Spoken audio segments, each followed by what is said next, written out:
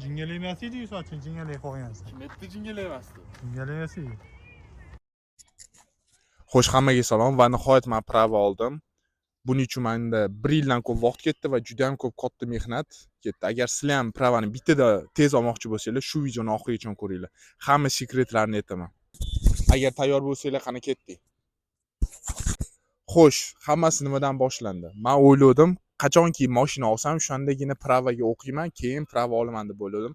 Lekin bu fikr katta xatoligini tushunib yetdim va pravaga o'qish 2024-yil fevral oyidan boshlaganman. Ya'ni fevral oyida men o'qish boshlanishini 1 yildan ko'p kutganman. 2025-yil ekan, adashma va 1 oydan ko'p kutdim va o'qish boshlandi. O'qishda maksimal men harakat qildim, hammadan yaxshiroq o'qishga, hamma narsani tezroq yodlashga. Nimaga? Chunki menda maqsad bor edi, что pravani men bittada olish niyatim bor edi. Bu meni eng katta maqsadlarimdan bitta edi shu payt.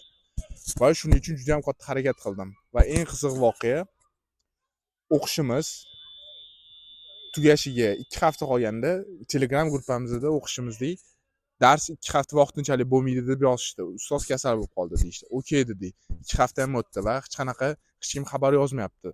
Va odam shubhalanyapti. Nimaga unaqa? Odam qiziqyapti. Va keyin bilsak, bu o'qish noqonuniy bo'lib chiqqan. Ya'ni qo'pol qilib aytganda, meni va meni kursdoshlarim shu yerda o'qigan, chopishgan, просто так. И pulni ham katta qismini qaytarib berishmagan.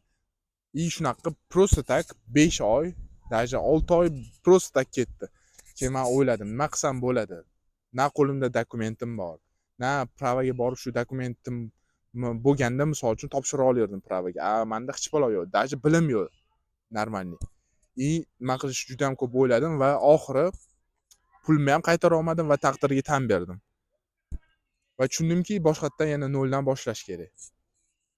Bu juda ham qiyin bo'ldi, to'g'risini aytaman, chunki shuncha o'qib turib yana noldan boshlash bu juda qiyin. Va oxiri avtolizer avtoshkolasiga bordim. Mirzo Ulug'bekdagi va u yerda taxminan 5,5 oy o'qidim va u yerda ustozlar hammasi cho'tki tushuntirishdi. U yerda yana boshdan maksimal harakat qildim, shu bittada o'tish uchun. Va dokumentimni va nihoyat deganda qo'limga oldim. Qo'limga olgan kunim dokumentimni, ya'ni sertifikat o'qishda beriladigan, ya'ni bizda o'qida endi avtoshkolaga borsa bo'ladi degan sertifikat qo'limga berishdi. U sana adashmasam 10-fevral edi, libo 11-fevral. Mana shu eng muhim narsalardan bittasi. Вот mashina men 1 yildan ko'p olishga harakat qildim va oxiri oldim. Xo'sh, keyin nima bo'ldi?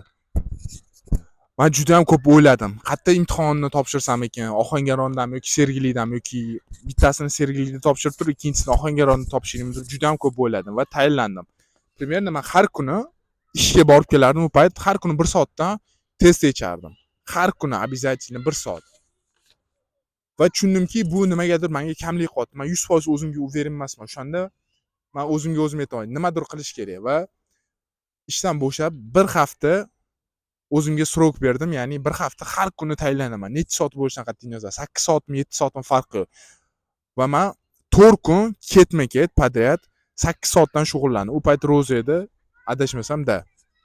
8 soatdan kuniga shug'ullandim 4 kun va 5-kuni juma kuni maqsadim o'zi borib topshirish edi. No, juma kuni 5 soat shug'ullandim. No, hayajon bo'lgani sababli juma kuni ham topshirmayman deb o'zimga aytdim. Va shanba kuni yana bordim avtoshkolamga, tayinlandim. 6-kuni bo'ldi уже. 2 soat test yechdim va Sergeliga bordim. Sergelida menda maqsad faqat test topshirib uyga kelish edi. Sergeliga boryapman.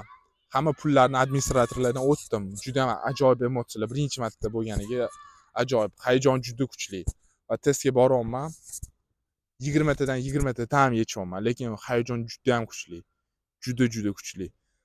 Men o'ylayman, agar har kuni mana shu tayinlanmagan 8 soatdan katta ehtimol bilan hayajon kuchli bo'lib, dovdirab, xato javoblarni bosardim. Shuning uchun Xudoga shukr qilaman o'tganimga. Keyin nima bo'ldi? Keyin men administrator qizdan so'radim. Sergelidagi avtodromni ko'rsam bo'ladimi? Chunki men ko'rmaganman. Men Bardanko'ldagiga avtodromga borganman. U yerda liniyalar kichkina deyishgan, Sergelidan ham даже. Keyin men hayronman. U qiz aytdiki, administrator qiz, "Da, ko'rsangiz bo'ladi, faqat borib o'chirib oling va o'chirsiz kelganda topshirmayman deb chiqib keting dedi. Hop dedim, bordim, o'chirib oldim. Va o'chirib olganimda koreys qizdan keyin bo'lib oldim va ko'ryapman, o'ylayapman, mana shu topshirsammikin seriylikda deyapman. Chunki уже vaqtim ketdi shu yerga kelganimga dedim. Ey Xudo, o'zing yordam ber dedim va topshirdim va bittada o'tdan ham o'tdim. Eng qiziq voqea parallelniy parkovkada menga shu kirganimda, men chiqmasimdan endi chiqayotgan paytim shu koreys qiz, mendan oldingi qiz kirib olgan va meni chiqarmagan. U ham chiqa olmaydi, men ham chiqa olmayman. Hozir videoda ko'rsanglar bo'ladi parallelniy parkovkani. Ya'ni men bundoq qilib chiqyapman, u kirib olgan. Men nikak chiqa olmayman, u ham kira olmaydi. Uni deb men yo'q joydan 60 ball shtraf oldim, yo'q joydan va Xudoga shukrki, shu yerda ishlaydigan xodimlar menga uni mashinasini olib chiqib tashlashdi va men o'tib ketdim. No, u menga juda ham katta stress berdi. Men примерно 17-18 tezlikda yurdim. 10 tezlikda yurish kerak bo'lgan joylarda va shuning uchun ham katta shtraf oldim. No, hammasi uchun shukr qilaman. O'tdim. Va bu hozir o'ylasam, bu juda ham ajoyib voqealar bo'lgan, istoriyalar va prava olgandan keyin вообще qanaqa tushuntirsam ekan. Yelkamdan tog' ag'darilgandek bo'ldi va bu juda ham so'z bilan ta'riflab bo'lmaydigan voqea, chunki buning uchun necha yillab harakat qilingan. Tim bo'lmay men ikkita o'qishda o'qidim. Bu menga yana katta bosim berdi va hammasi shunaqa va ko'rishingiz mumkin.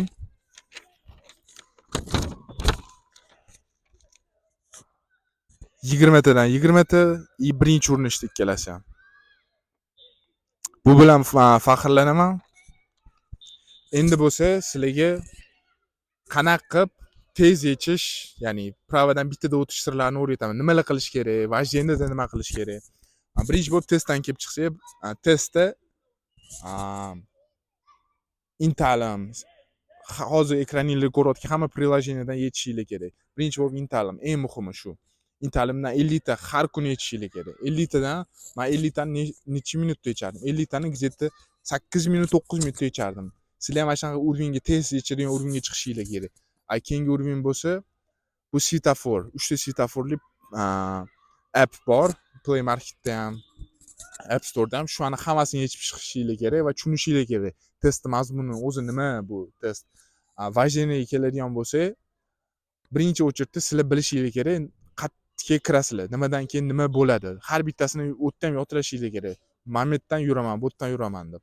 Va undan keyin sizlarga обязательно instruktor kerak bo'ladi, yaxshi instruktor. U bilan tayyorlanishingiz kerak va обязательно ko'chada ham haydashingiz kerak. O'zingizlar ham mashinalar bo'lsa, mexanikka обязательно haydanglar, потому что bu juda ham katta yordam beradi. Men bitta narsani aytardim yana. Avtomat mashina haydamay turinglar, потому что tipa qiyinlashtiradi bu protsessi. Mexanikaga o'rganib olish kerak. Shu men pravani 20-fevral 2026-yil oldim. Harakat qilsanglar hamma narsaning iloji bor. Xudodan so'ranglar, harakat qilinglar, всё, hammasi o'xshaydi. No, sizlarga nima deyman? Baxt va omad tilab qolaman va pravani bittada olishga maksimal harakat qilinglar va o'zingizlarga ishoninglar. Hammaga xayr.